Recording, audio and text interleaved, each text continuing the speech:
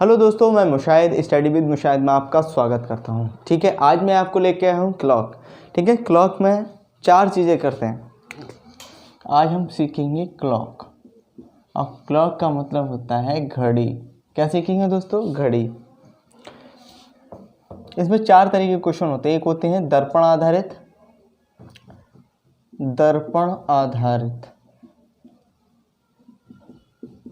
दूसरे तरीके के क्वेश्चंस होते हैं कोण आधारित प्रश्न होते हैं। ठीक है, और तीसरे तरीके के क्वेश्चंस होते हैं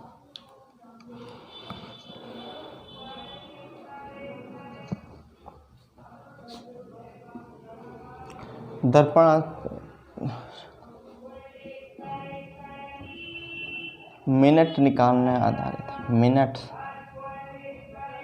आधारित। ठीक है, और चौथे प्रकार के क्वेश्चंस होते हैं मिनट की सुई, मिनट, घंटे और सेकंड की सुई पर आधारित। किस तरीके से कि मिनट वाली सुई इतना घूमती है, घंटे वाली सुई कितना घूमेगी। इस 4 तरीके के क्वेश्चंस इसमें पूछे जाते हैं। ठीक है, तो हम शुरुआत करते हैं दर्पण आधारित क्वेश्चन से। दर्पण आधारित क्वेश्चन से हम स्टार्टिंग करते हैं। कैसे? हमने लिया एक घड़ी बना ली, ये 12, ये 1, ये 2, ये 3, 4, ये 5 और ये हो गया 6, 7, ये 8 और ये हो गया 9, ये हो गया 10 और ये हो गया 11। ठीक है, अगर इसमें क्या बज रहे हैं? 3 बज रहा है। क्या बज रहा है? 3 बज रहा है। तो मिरर में क्या बजेगा? तो यहाँ पर 12, ये 1। ठीक है, इसी तरीके से ये 1, ये 2 भी उल्टा हो जाएगा इस तरीके से। ठीक है, तो मैं इस तरीके से आपको सिर्फ समझाने के पर्पज से बता दे रहा हूँ। 1 2 3, ये 4 और ये हो गया 5, ये 6, ये 7, ये 8 और ये 9 हो जाएगा, ये 10 और ये हो जाएगा 11। ठीक है, 11 और ये 10 और ये हो गया 9। इस तरीके से बनेगा दोस्तों। तो जस्ट अपोजिट हो जाएगा। क्या हो जाएगा? इस तरीके से हो जाएगा। क्या हो जाएगा? इस तरीके से हो जाएगा मिरर में।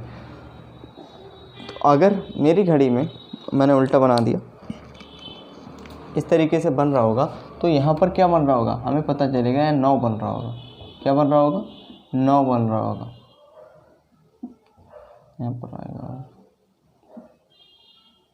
8 7 6। ठीक है, यहाँ आ जाएगा 1 2 और ये 3।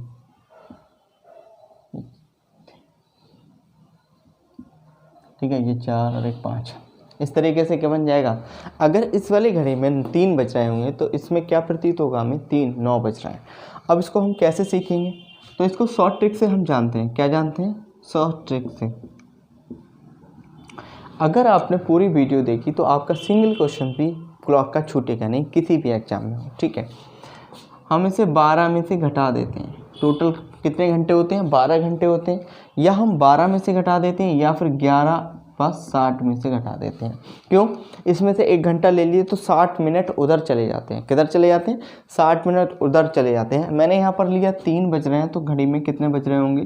तो क्या बज रहे होंगे? 12 में से 3 गया तो 9, तो 9 बज रहे होंगे। तो इसका मतलब दर्पण प्रतिबिंब में कितने होंगे? 9 बज रहे होंगे। अगर हमारा सवाल होता दर्पण में हमारे बज रहे हैं 9, कितने बज रहे हैं? 9 बज रहे हैं, तो रियल में कितने बज रहे होंगे? तो कितना आएगा आंसर? 3 बज रहे होंगे। ठीक है, अगर कहीं क्वेश्चन होता है, इसको आप नोट डाउन कर लीजिए, उसके आगे हम बात पढ़ते हैं।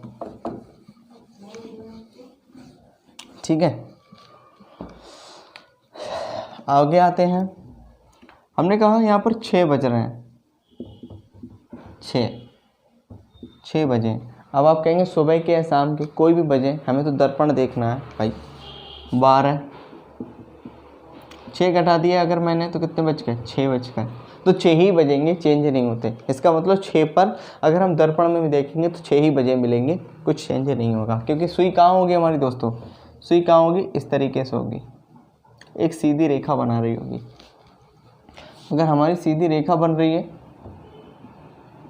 क्या बन रही है दोस्तों? सीधी रेखा। अगर सीधी रेखा बन रही है तो दर्पण इधर भी सीधी रेखा बनेगी और इधर भी सीधी रेखा बनेगी। ठीक, अगर कहीं पर भी 6:30 बज रहे हैं तो प्रतिबिंब में कितने बज रहे होंगे? इस चीज़ को जानने के लिए तो यहाँ पर क्या कर देंगे? अब 30 मिनट आ गया दोस्तों इधर, तो हम क्या ले लेंगे? इधर से 1 घंटा ले लेंगे। तो ये कितना हो गया? 60। तो 30 मिनट तो यहाँ पर पहुँच गए। यहाँ 11 में से 5 बजे तो कितना आ गया? 5:30 बज रहे होंगे। ठीक है, हमने कहा 5:45 हो रहे होंगे, 5:45 हो रहे हैं। तो प्रतिबिंब में कितने बज रहे होंगे? तो हम 12 में से घटा देंगे। 5 तो कितने आ गए? 10 में से 5 गए, यहाँ 5 बचे, यहाँ रह गए 9, 9 में से 4 गए तो फिर 5 बच गए।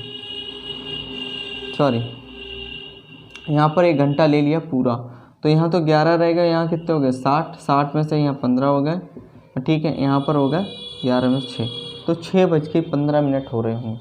कितने हो रहे होंगे? 6:15 हो रहे होंगे। तो ये दर्पण वाला इशू आपका ख़त्म हो गया। ठीक, अब हम आते हैं प्रतिबिंब, जल प्रतिबिंब वाले इशू पे। इस पे आते हैं, जल प्रतिबिंब पे आते हैं।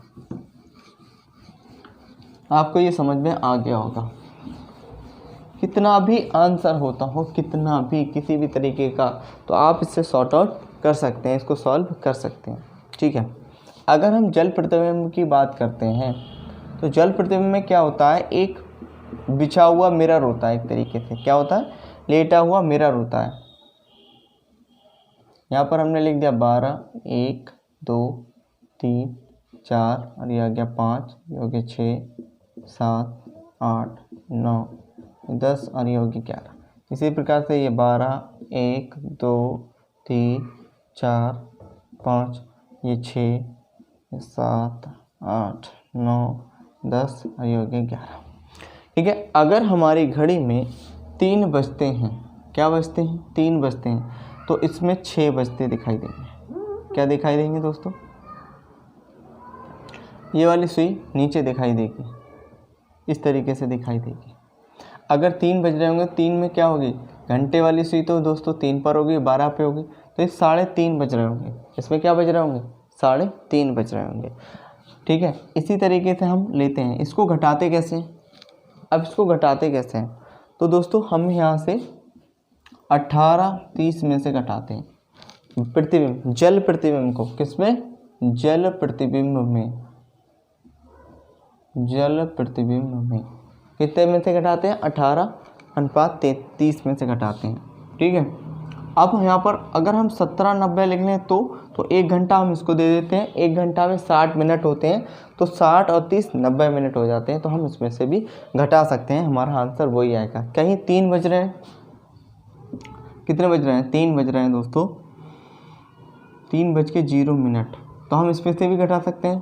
तो यहाँ कितने हो गए? 90 और यहाँ 17 में से 3 गए तो 14 बच गए। कितने बच गए? 14 बच गए। और 1 घंटा इधर दे दिए तो 15:30 हो गए। कितने मिनट हो गए? 15:30 हो गए। 15 कितना होता है? 12 तो होता है। 12 के बाद में 1 को हम 13 कहते हैं, 2 को, ये हम 24 घंटे की क्लॉक की बात कर रहे हैं, जिसमें जो डिजिटल क्लॉक होती हैं उसमें कितना समय होता है? 24 घंटे का समय होता है। तो ये कितना होता है? 13, 14 होता है 2 और 3 कितना होता है? 15। 3 कितना होता है दोस्तों? 15 होता है। 3 कब बजता है? 15 होता है। तो ये 15 हो गया। इसका मतलब ये 3:30 हो गए या नहीं हो गए? 3 बज के कितने हो गए? 30 मिनट हो गए या नहीं हो गए? ये इस तरीके से भी आंसर निकलता है। ठीक है, आपने कह दिया 4:45 हो रहे हो। ठीक है, तो दर्पण में जल प्रतिबिंब बताइए। अगर 4 बज के कितने मिनट हो रहे हैं? 45 मिनट हो रहे हैं, तो आप दर्पण प्रतिबिंब बताइए क्या होगा। तो 18:45 में से 18:30 में से घटा देंगे हम कितने? 4 4:45 को, 4:45 को हम घटा देंगे। 4:45 को घटाने के लिए हम क्या करेंगे, हम यहाँ पर क्या दे देंगे, पूरे 60 मिनट दे देंगे।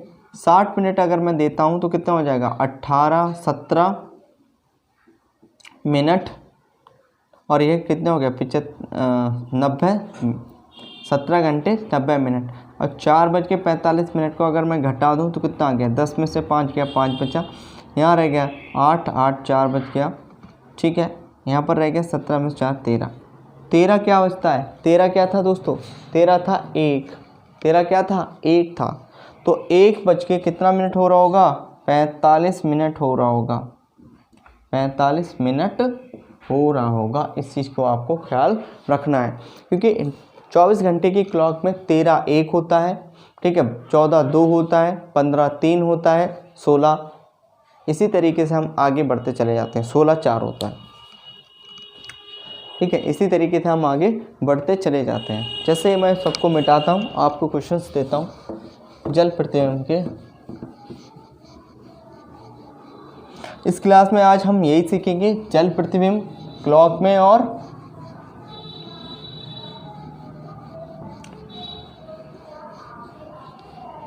दर्पण प्रतिबिंब। ये घड़ी में अगर जल प्रतिबिंब और दर्पण प्रतिबिंब बनता है तो क्या होता है, किस तरीके की फिकर बनती है।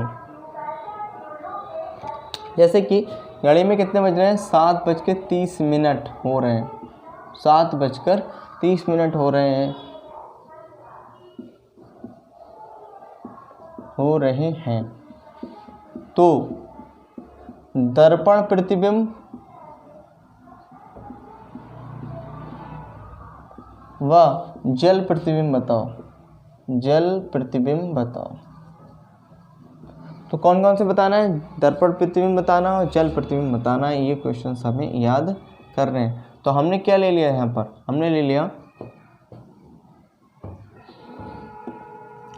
दर्पण प्रतिबिंब बताना है। क्या बताना है, दर्पण प्रतिबिंब। अगर मैंने दर्पण प्रतिबिंब बताया तो 12 घंटे होते हैं, कितने होते हैं दोस्तों, 12 घंटे होते हैं। तो 7:30 अगर मैंने घटा दिए तो क्या आ गया, यहाँ पर मैंने 1 घंटा ले लिया। अगर 12 घंटे हैं, 12 घंटे में से मैंने 1 घंटा ले लिया तो कितने मिनट जाएंगे, 60 मिनट जाएंगे। 11 घंटे 60 मिनट हो गए, और 7:30 मैंने इसमें से घटा दिया तो कितना आ गया, 30, और ये आ गया 4। तो 4:30 हो रहे होंगे दर्पण प्रतिबिंब में। अगर मैं दर्पण मतलब शीशे में देखूंगा तो मुझे कितना प्रतीत होंगे, 4:30। अब मैं देखता हूँ जल प्रतिबिंब में कितना प्रतीत होगा, जल प्रतिबिंब, ठीक है।